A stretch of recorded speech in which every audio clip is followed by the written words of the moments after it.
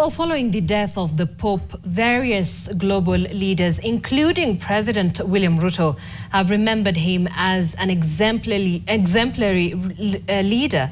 Now, here's a look at some of the reactions, and we can see there tweet there, an ex-post from President William Ruto saying, "We join the Catholic Church and the global Christian community in mourning the passing of Pope Francis. It's a big loss to the Catholic faithful and the Christian world. Pope Francis will be remembered for a life dedicated to serving the Lord, the Church, and humanity. He exemplified service leadership through his humility, his unwavering commitment to inclusivity and justice, and his deep compassion for the poor and the vulnerable."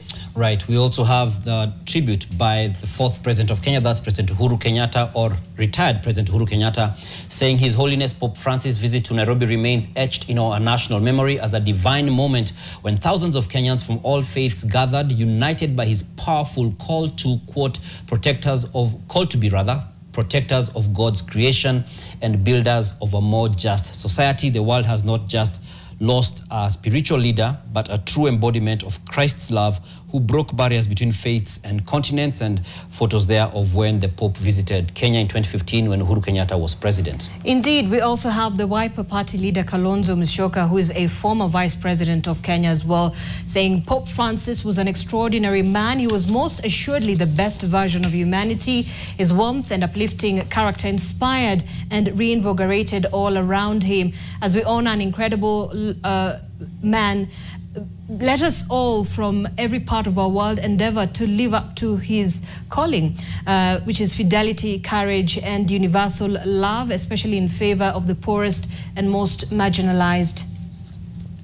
Well, we also have Joe Biden, the former president of the United States, and he says that was with great sadness that he and Jill learned of the passing of His Holiness Pope Francis. And in the course of that whole message there, one of the things that he says that as Pope, he was a loving pastor and challenging teacher who reached out to different people. He commanded us to fight for peace and protect our planet from a climate crisis. So we could say that he was not only just speaking on matters of faith, but also connecting faith to the things of the everyday life. Indeed, and finally also a message here from the royal family, the King's message, saying, "My wife and I were most deeply saddened to learn of the death of Pope Francis.